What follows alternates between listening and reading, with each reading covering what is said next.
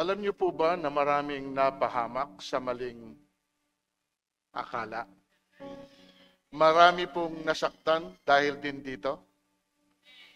Marami rin po ang nabigo, nagkahiwalay o nagkalayo dahil din sa mali nilang akala. Akala ko kasi siya na eh. Akala ko kasi totoo siya. Akala ko kasi. Eto ngayon, nagdurusa ka. At yan po ay bunga ng ating mga desisyon na akala natin ay tama. Tulad ng may mga ginawa tayo na akala natin walang nakakaalam. May ginawa po tayo na akala natin wala tayong nasasaktan.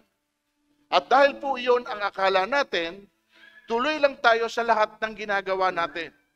At yan po ang pag-uusapan po natin sa mensaheng pinamagatan ko pong akala mo lang. Pakisabi sa katabi mo, akala mo lang. Sa mensahe pong ito, may dalawang bagay lang po ako na nais na ipaabot po sa inyo. Una, gusto ko pong mapalakas kayo sa mga bagay na tama naman na ginawa po ninyo. Pangalawa, para mapaalalahanan po tayo sa mga mali naman na nagawa po natin sa buhay na meron tayo. Dalawa lang po yun. Mapalakas tayo doon sa tama nating ginawa, mapaalalahanan tayo doon sa mali naman nating ginawa. Akala mo lang, hindi nalalaman ng Diyos. Yun ang akala natin. Nalalaman ko ang mga ginawa mo, ang iyong mga pagpapagal at pagtsatsaga. Alam ko ring matyaga ka, nagtiis ng maraming hirap, alang-alang sa akin, at hindi lupaypay. Dito mga kapatid, alam po niya, alam po ng Diyos ang lahat ng ginagawa natin. Amen. Yung pagpapagal natin, yung pagtsatsaga natin, yung mga bagay na tiniis po natin, hindi lamang po sa buhay na meron tayo, sa pamilya natin, kundi maging yung ginawa natin para sa Panginoon. At ang maganda dito, kung iniisip po natin na baliwala po ito sa Diyos, yung lahat po ng ginawa natin, maging ang paglilingkod po natin, nagkakamali po tayo. Kung iniisip po ninyo na wala man lang pong naka-appreciate sa mga ginawa po ninyo, sorry, mali po ang akala nyo. At kahit po wala pa rin pong pumuri sa inyo, as long daw na alam ito ng Diyos lahat, hayaan natin ang Diyos ang gumanti sa atin. Amin po ba? So, yung pong mga bagay na ito, kasi minsan, yun po ang pumipigil sa atin na magpatuloy doon sa mabuting bagay na ginagawa natin kasi wala man lang nakaka-appreciate ni isa. Wala man lang ekang bumabanggit na mabuti, tama yung ginagawa ko. Wala. Because of that, yun minsan, titigilan ko nang gumawa. Bakit? Wala namang nagpapahalaga. Amen po. So, merong isang Diyos na nakakaalam ng lahat po ng ating ginagawa. Ano pang alam ng Diyos tungkol sa atin? Nalalaman ko ang mga pagsubok na dinaranas mo. Alam kong mahirap ka, ngunit ang totoo ay mayaman ka. Nalalaman ko rin ang mga paninirang puri sa iyo. Yung una po nating nabasa, sabi ron, alam ng Diyos yung mga ginagawa natin, yung paghihirap natin, yung pagpapagal natin, pagtsatsaga po natin. Amen. Dito naman, alam din po pala ng Diyos yung mga pagsubok na dinaranas natin. At isa sa binanggit po ng pagsubok dito, yung kawalan. Sabi ron, alam kong mahirap ka. Tama po, kawalan. Pero sa harapan pala ng Diyos, sabi roon, ngunit ang totoo, mayaman ka. Amen. Okay? At isa pang pagsubok na nasabi rito, may naninirang puri sa iyo. So meaning, anuman daw po antas ng buhay, anuman po ang ating nararanasan, ang maganda po dito, mga kapatid, maganda man o hindi, lagi nating tatandaan, mayroong isang Diyos na nakakaalam ng lahat ng yan. Amen. Yun pong pinakamaganda na mayroong pong isang Panginoon na nakakakita ng mga bagay na hindi nakikita ng mga taong nariyan nakapaligid sa atin. Alam nila yung pinagdadaanan mo. Alam po ng Diyos yung mga pagsubok natin. At ang masakit nga doon, pati yung pong naninirang puri sa'yo. Kaya ho, ang ganti ng Diyos, tingnan nyo, mula ngayon, anak, wala na sandatang gagamitin sa'yo at masasagot mo ang anumang ibintang sa'yo. At dahil ikaw ay aking lingkod, sabi rito, akin kang ipagtatanggol at bibigyan kita ng pagtatagumpay. Yan po ang sinabi ng ating Panginoon. Amen. Mula ngayon. Dahil hindi ho baliwala sa Panginoon yung bagay na ginagawa po natin. At huwag po natin yung kahit kailan na iisipin na hindi po yon pinapahalagahan ng Diyos. At because of that, kalakip nga nito yung pagsubok na pinagdadaanan mo. At ang sabi nga roon, maging yung mga tao na naninira sa'yo, na siyang ginagamit ng kaaway para panghinain ka. Sabi ng Diyos, mula ngayon anak, walang anumang sandata ang maaaring gamitin laban sa'yo. Amen! Yun ang maganda na lagi tayong mayroong isang Diyos na alam natin na tayo ay ipagtatanggol. Kung hindi mo kayang ipagtanggol ang sarili mo, kung hindi mo kayang ilaban ang sarili mo, kasi malalakas sila, mahina ka. Pero knowing na mayroong isang Diyos na nakakaalam ng anumang bagay na nangyayari sa iyo, sabi ng Panginoon, anak, ako na yung Diyos ang magtatanggol sa iyo. Ano pang nalalaman ng Panginoon tungkol sa iyo? Nalalaman ko mga ginawa mo, ang iyong pag-ibig, katapatan, paglilingkod at pagtsatsaga. Pahayag 3:8, nalalaman ko ang iyong mga gawa. Alam kong kakaunti ang kakayahan mo, ngunit sinunod mo aking turo at naging tapat ka sa akin.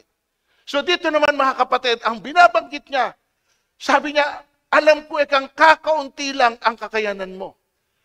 Pero yung pong bagay na ito ay hindi natin ginamit na hadlang para hindi po natin magawa yung ipinagagawa ng Diyos sa atin. Tama po. Kasi pwede po natin gamitin itong dahilan. Lord, hindi ko kaya. Tulad po ng mga ni Moses, ni Isaiah, marumi aking labi, hindi ako marunong magsalita. Marami pong mga excuses na pwedeng gamitin. Pero sabi ng Panginoon dito, alam ko ang kahinaan mo. Pero ang maganda naman dito, kaya po tayo kinukume ng Diyos sapagkat hindi natin ginamit yung kahinaan na yon para mahadlangan natin ang Diyos o ang sarili natin na maging tapat tayo at sumunod sa gusto ng ating Panginoon. Amen. So, alam ng Diyos, mga kapatid, pero hindi nga natin ito ginamit na dahilan para hindi natin siya mapaglingkuran. Nakita po niya ito, mga kapatid, lahat. And the mere fact na sinabi niya po ito sa atin dahil gusto po niya na ipaalam sa bawat isa sa atin na alam ko ang lahat ng nangyayari. At ako mismo na inyong Diyos ang gaganti sa lahat, sa lahat ng inyong mga ginawa. Amen. Minsan alam nyo, again, yung para bang hindi lang yung wala nakaka-appreciate. Ang masakit kasi na parte, on our side, kapag meron tayong ginagawa, at doon sa ginagawa natin, nag-expect tayo something in return. At kapag hindi ho nangyari yung in-expect natin na dapat ay gawin nila sukli doon sa ginawa natin, doon po tayo nadi-discourage, doon tayo napoprostrate. Tama po. Pero ang maganda rito, sa sinasabi at pinag-uusapan natin, anuman po ang nangyayari sa iyo, yung mabubuting bagay na ginawa mo, yung mga pagsubok na pinagdaraanan mo, maging yung kahinaan mo, lahat ng yan, alam ng Diyos. Pangalawa, akala mo lang, hindi naghahanap ang Diyos. Kanina, ano yung una? Letter N. Hindi nalalaman ng Diyos. Akala mo lang. Pangalawa, hindi naghahanap ang Diyos. Alalahanin mo ang dati mong kalagayan. Pagsisihan mo talikdan ang iyong masasamang gawa at gawin mong muli ang mga ginawa mo noong una. Ano po yung pinapaalala sa atin dito ng Diyos? Na alalahanin mo ang dati. May pinapaalala sa iyo. yung una niyang binanggit, yung magagandang bagay na ginawa mo nung nagsisimula ka pa lang sa Panginoon. Nagsisimula ka pa lang sa ministry. Okay? Yun yung pinapaalala sa iyo ng Panginoon. Hinahanap niya, sabi niya, alalahanin mo yung dati. Okay? Pero dito, ano nangyari? Bakit po may kalakip na pagsisisi? Magsisi kayo. Talikdan ninyo ang masasama ninyong ginawa. Bakit? Pwede palang mangyari, mga kapatid, na doon sa simula, sa umpisa, ang ganda ng ginawa mo eh. Dahil nga first time ka eh. Sabi ka eh. Gusto mo na gawin yung pwede mong gawin para sa Panginoon. Kasi nandun po yung init eh. Yung seal. Tapos along the way, bigla, para na lang po unti-unting nanghihina, unti-unting nawawala. Bakit po? Ano nangyari? At yun ang sinasabi ng Panginoon, alalahanin mo yung dati. Okay? Kasi along the way, na iba ang iyong priority, na iba na po ang iyong interest. Iba na ang pinag-uukulan mo ng iyong oras at panahon. At yun ang hinahanap sa iyo ng atin pong Panginoon. Amen. Hindi mo na ginagawa yung dati mong ginagawa. At hindi ko alam kung ano ang iyong dahilan. Hindi ka na tulad ng dati. At ramdam po ito ng Diyos. Kaya naghahanap sa sayo. So pinapaalalahanan ka ngayon na gawin mo muli yung ginawa mo nung una. So naghahanap ang Diyos. Amen ba mga kapatid? Tinan nyo pa sabi rito, gumising ka at pasiglahin mo ang mga bagay na nalalabi sa iyo ng di tuluyang. O ito po ngayon ang kondisyon ng ibang Kristiyano. Natutulog na. Ano ibig sabihin ng natutulog? Nagpapahinga na o nagpahinga na. Wala na siyang gusto pang gawin. Natulog na eh. O sabi rito ng Panginoon, pasiglahin mo. Why? Pasiglahin. Why? Kasi nawala na siya ng sigla. Nawala na po siya ng gana sa mga ginagawa niya. Hindi na po siya masaya. At dahil hindi ka na masaya, manlulupay-pay ka. Amen. Pero may binanggit pa rin dyan. Sabi rito, may nalalabi pa. Tama ba? Meaning, hindi naman po siya totally nawala. At yan po ang paalala sa atin ng Diyos na huwag daw po nating hayaan na hanggang sa mamatay. Amen. Kasi po, hindi na po tayong muling makapagsisimula kung totally na wala po yung apoy. At alam naman po nating lahat na hindi pa huli ang para sa iba. Pwede naman tayong magsimulang uli kung yun po ang atin pong gagawin. Amen? Pwede. Kasi dito, alam nyo mga kapatid, tinan nyo, nalalaman kong higit kaysa noong una ang ginawa mo ngayon. So in comparison, mas hinigitan pa niya ngayon yung ginawa niya nung una. So pwede, pag na-realize mo pala mga kapatid, na parang hindi sapat yung bagay na ginagawa mo nung una, at yun yung hinahanap nga ng Panginoon, na ibalik po yung dati. Lord, hindi lang po yung dati. Hihigitan ko pa yung ginawa ko nung una. At yan po ang maganda mga kapatid. Amen. Kasama ko pa ba kayo? Posible po ba ito? Na kaya po natin higitan? Ngayon kung sakali nga talaga na nanghihina tayo, okay, nanlulupay-pay na tayo, dahil nga na-discourage tayo, na-frustrate tayo, hanggang sa tuluyan tayong nabuwal. Pwede naman po tayong tumayo at bumangon. Amen? At simulan natin uli yung hindi nating natapos na ipinagagawa sa atin ng Diyos. Yun po yung maganda pinag-usapan po namin kahapon eh. Masarap at masaya na meron kang kapatid, meron kang kasama, may kapatiran ka. Kasi hindi natin pwedeng pigilan na tayo ay dumating doon saan, na tayo ay panghinaan. Amen? And totally na pwede tayong mabuwal talaga. Pero ang kagandahan lang Diyon na may kapatid ka na nandiyan sa tabi mo, pwede hong siya ang magbangon sa iyo.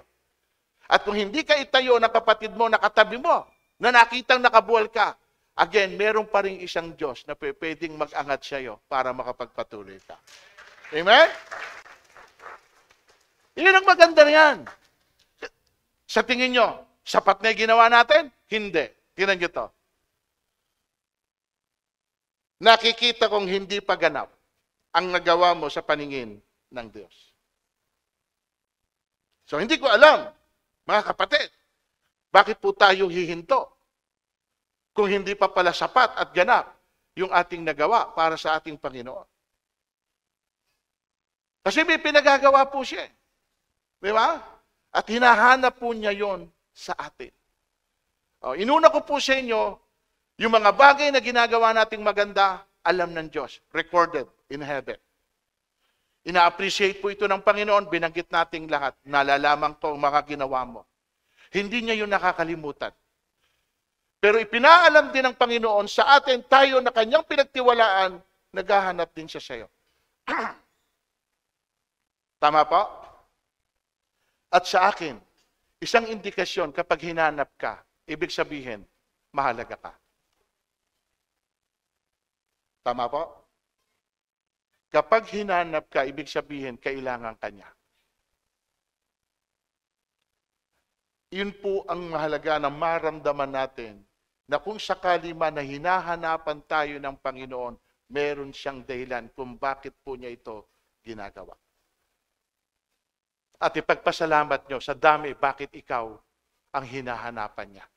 Dahil ikaw, sa iyo lang siya merong ipinagtiwala. Amen? Do you agree with me na merong ipinagtiwala sa inyo ang Diyos? Buhay nyo, pinagtiwala ng Diyos eh. Tama? Yung pamilya nyo, pinagtiwala yan sa inyo ng Diyos. Maraming mga bagay na nasa sa atin na ipinagtiwala ito sa atin ng Panginoon.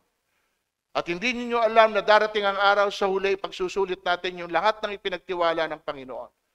So kaya po tayo hinahanapan ng Panginoon sapagkat gusto niya na pagdating ng araw na yon, wala na po siyang babanggitin sa atin. Bakit? Sapagkat naisulit natin yung dapat po niyang hanapin sa bawat isa. Lord, ginawa po namin yung nire-require mo na dapat po namin gawin. Amen po mga kapatid? Ito pa yung pangatlo. Akala mo lang, hindi nasasaktan ang Diyos. Ano yung una? Akala mo lang, hindi nalalaman ng Diyos. Pangalawa, akala mo lang, hindi naghahanap ang Diyos. Pangatlo, akala mo lang, hindi nasasaktan ang Diyos. Ngunit ito, ang ipinagdaramdam ko sa iyo. Nanlalamig ka na sa akin, hindi mo na ako mahal tulad ng dati. Kanina, hinanap niya yung dati mong ginagawa. Ngayon, nasasaktan siya dahil doon sa nawala rin sa iyo. Amen. Akala natin, di nasasaktan ng Diyos. Hindi natin naririnig mula sa Kanya na sinasabi niya verbally. Pero ito po, mga kapatid, na nagpapatunay na ang Diyos ay nasasaktan. Hindi naman natin binabaliwala, mga kapatid. Okay? Tingnan niyo yung binasa natin. Ngunit itong pinagdaramdam ko sa iyo, nanlalamig ka na sa akin, hindi mo na ako mahal tulad ng dati. Hindi ho binabaliwala ng Diyos na hindi mo siya minahal nung una. Binanggit niya eh. Tama? Nung una, sabi niya, minahal mo ako eh. Pero hindi ko na ngayon nararamdaman. Nanlalamig ka na sa akin. Pwede. Mga kapatid, ang tanong ng Diyos sa iyo ito, meron ba akong nagawa na hindi maganda sa iyo, kaya ka nanlamig sa akin? Sagutin niyo. Kung kayo kinakausap ng Panginoon, meron ba akong nagawa na hindi maganda sa inyo, kaya nanlamig kayo? Okay. Meron ba akong nasabi sa inyo na na-open kayo Okay? At bakit kayo ngayon, iyan ang iginaganti nyo? Iyan ang ipinakikita ninyo. Meron? Okay, di wala lahat. Ngayon, kung wala, alin doon sa nagawa ko? Ang nagtulak sa'yo para manlamig ka. Kung sinasabi mo sa akin na wala pa lang dahilan.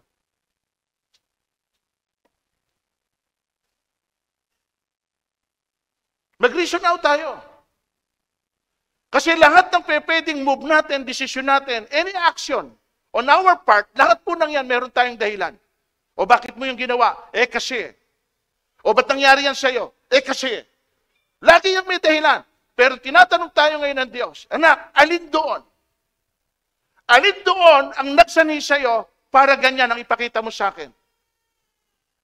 Bakit nanlamig ka? Hindi mo na ako mahal tulad ng dati. Wala tayong may sagot. Amen? O eto, kung pwede lang sabihin to ng Diyos sa atin, yung salitang ito, sana hindi na lang ninyo ako minahal. Kasi nung sinuklian ko kayo ng pagmamahal, bigla nyo akong iniwanan at tinalikuran. Bigla na lang kayong nanlamig sa akin. At hindi nyo man lang sinabi sa akin kung ano ang inyong dahilan, bagamat alam ko ang lahat ng ito. Pero gusto ko na marinig ito mula sa inyo. Ano yung dahilan nyo?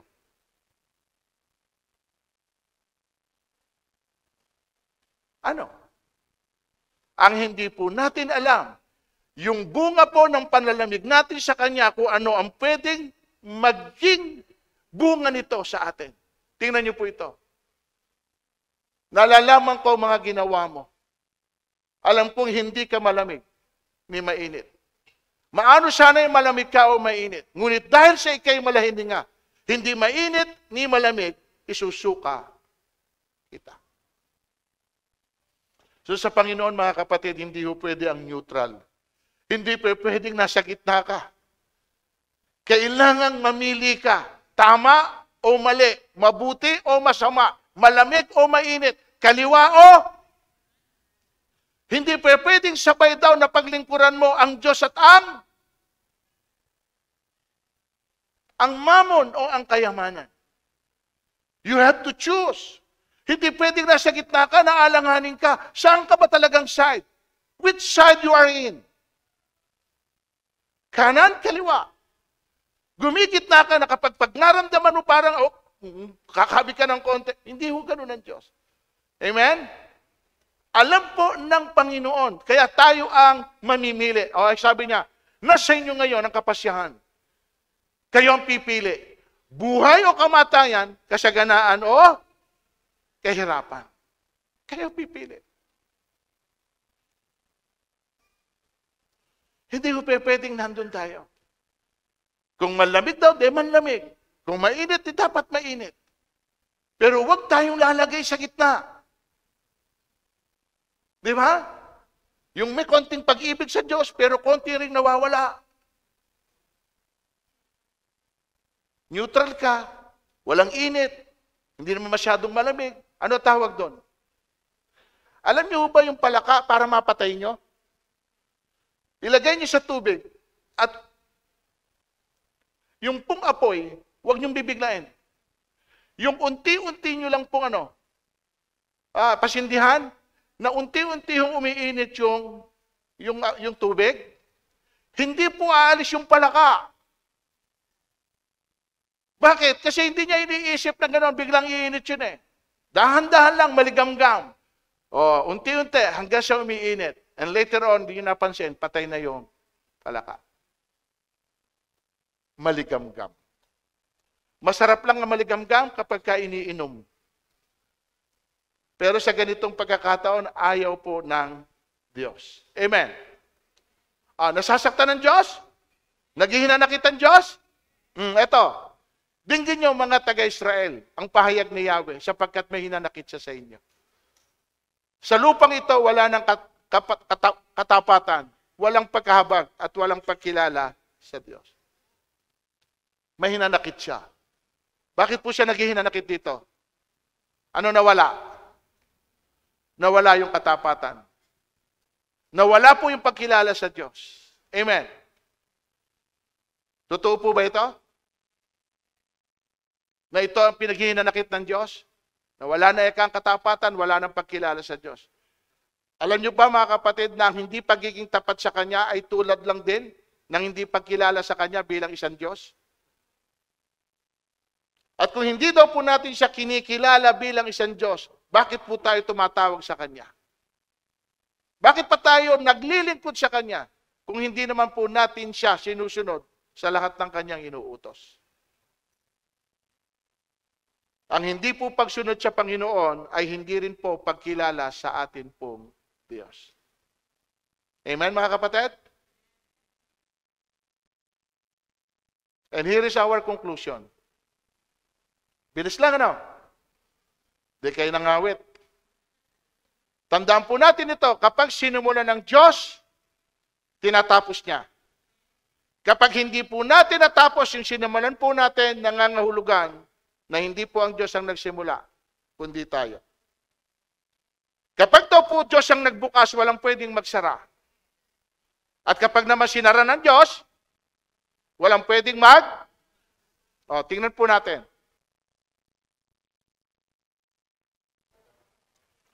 Tinitiyak ko sa inyo ang mabuting gawa na pinasimulan sa inyo ng Diyos ay Kanyang lulubusin hanggang sa araw ng meaning, kung ang Diyos ang nagsimula ng gawain pong ito, siya rin po ang magtataguyod dito hanggang sa pagbabalik niya. Amen. Yung pong 3B, tinan niyo.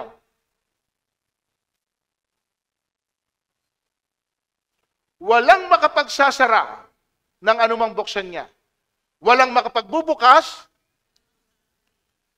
kaya't binuksan ko ang isang pinto sa harapan mo at walang sino mang makapagsasara nito. Ano ibig sabihin ng pinto?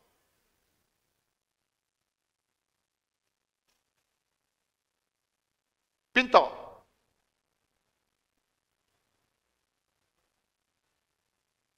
Ano meaning sa inyo ng pinto?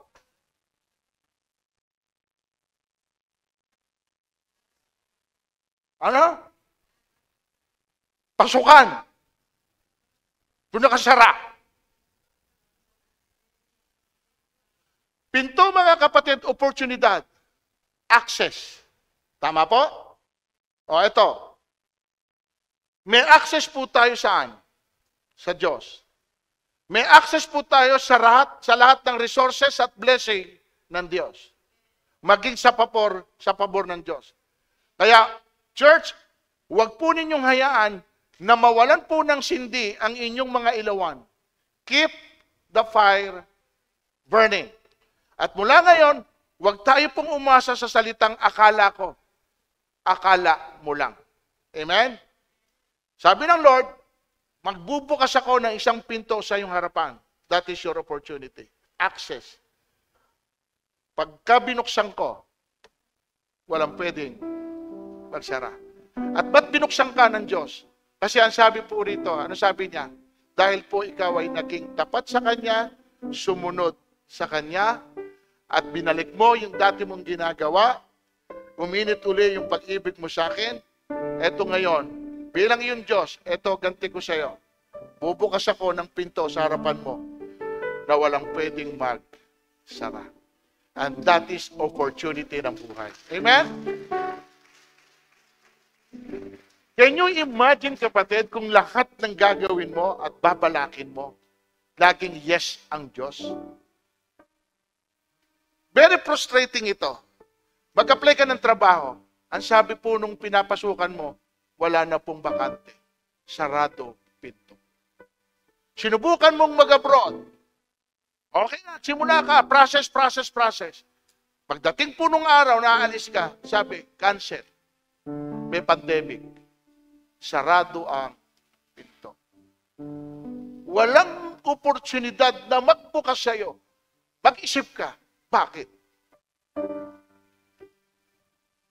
Ang pinakamasarap na ma-experience, yung isa, hindi ka pa, yung bang pinag-aagawan ka. May opportunity rito ino-offer, may opportunity na naman ino-offer dito. Ikaw ngayon, hirap na hirap, alin doon ang pipiliin mo? Napakaraming opportunity. Bakit? Kasi nagbukas ang Diyos ng pinto na walang pwedeng magsara. Bakit po nangyari yon? Dahil nga po doon sa sinabi niya, na lahat ng yon alam ko. Pero naghahanap din ako sa iyo. Pero wag mo ring isipin na hindi ako nasasaktan. Yung nangyayari sa Diyos, pwede rin mangyari po sa ating lahat. Amen? Kapatid, ano agenda mo? Kung nalaman mo to. Alam pala ng Diyos. Naghahanap sa iyo Diyos. Nasasaktan ng Diyos. Ano ngayon gusto mong gawin? Para ho hindi na ho mangyari. Meron po ba kayong agenda? Meron po ba kayong resolusyon? Meron po ba kayong ngayon na gustong simulan, gawin? Kapatid, kumusta pag-ibig mo sa Diyos? Mainit pa ba? O nanlalamig na? Yung bang ginagawa mo noon, ginagawa mo pa rin ngayon? O mas higit mong ginawa, hinigitan? O yung ginawa mo noon, hindi mo na ginagawa? Ang lahat po ng yan, ikaw lang ang makakasagot. Pero huwag niyong hayaan na masayang ang lahat po ng bagay na sinimulan po natin sa atin pong Diyos. Amen? Tayo pong lahat tumayo.